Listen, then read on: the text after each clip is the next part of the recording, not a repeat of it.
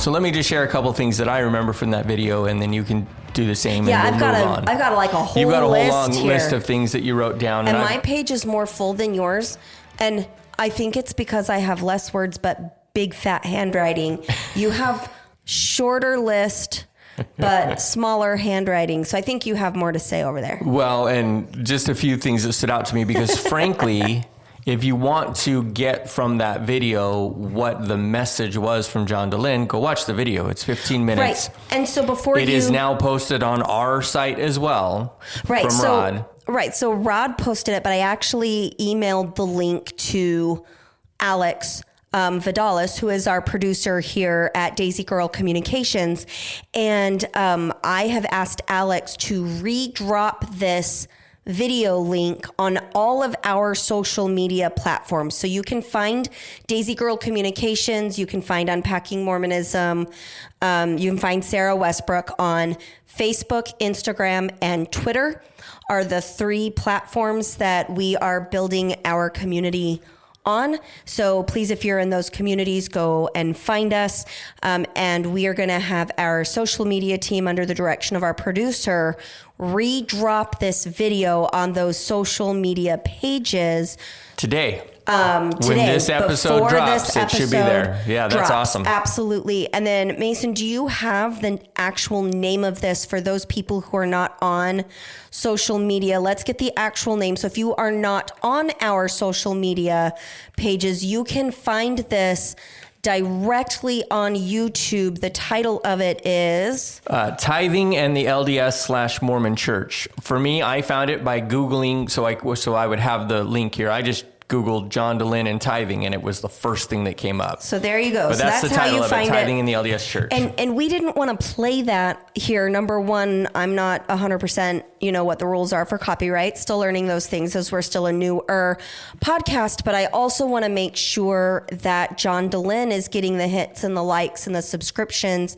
because that video was very well done. I'm sure it took several hours. We want to make sure our listeners, when you go there and listen to that they are getting the financial support that comes as, ads play and whatnot as they are monetizing their site. We want to make sure that you guys have the ability to support them by watching it on their link. And then I would encourage our listeners, please like it and subscribe to it. John Dehlin and the Mormon Stories team, they do a lot of really good things. I don't agree with everything he says, but the resources, and most of what he says, I think is very well done.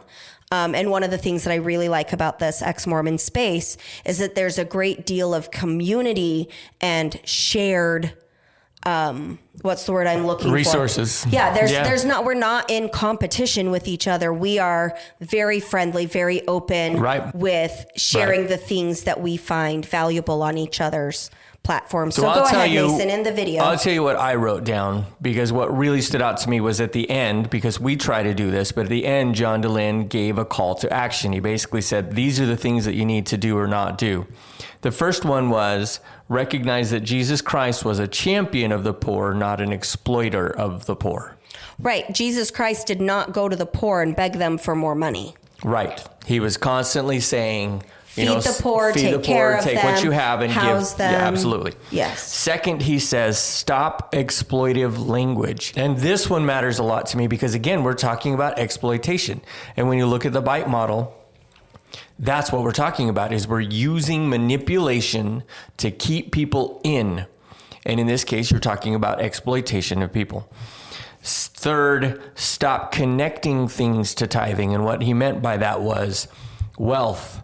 Good. There's even one time when one of the general authorities says that you'll be better looking if you pay your tithing, that you'll have greater wealth if you pay your tithing, that you can't be happy unless you're paying your tithing. And then there's a huge section where he quotes, or the prophets are quoting Doctrine and Covenants 64:23 that I read, that you shall not be burned at the coming of the Lord. Over and over again. This is a very common theme. That is exploitation. It is causing a fear response to get you to give more to the church. Right. So on my list, I just I just like rapid fire wrote them down. So some of the I noticed. promises I that were watched made. you. There was smoke going on over Right. there. See, that's how come my handwriting is so big and fat. Because if I'm going to write fast, I'm going to write huge.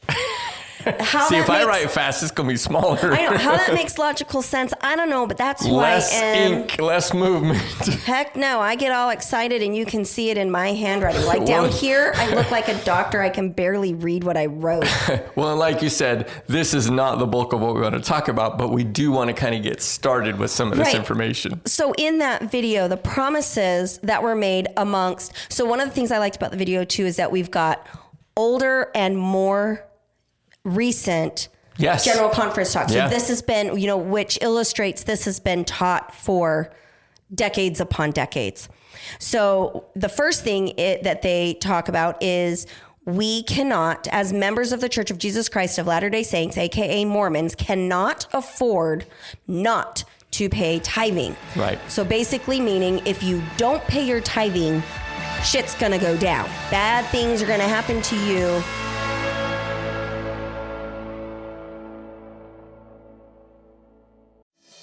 Your cardiologist knows your heart, and your mom knows how to mend your heart. Your ophthalmologist helps you see, and your best friend makes you feel seen. A visit to your physical therapist can heal your shoulder, and a visit to your grandma can heal your soul. Your health is a journey you don't take alone. Just like the people around you, all of us at Kaiser Permanente work together to help care for all that is you. Learn more at kp.org. Kaiser Permanente, for all that is you. What if you could have a career where the opportunities are as vast as our nation, where it's not about mission statements, but a shared mission? At U.S. Customs and Border Protection, we go beyond to protect more than borders. From ship to shore, air to ground, cities to local communities, CBP agents and officers are keeping people safe. Join U.S. Customs and Border Protection and go beyond for something far greater than yourself. Learn more at cbp.gov/careers.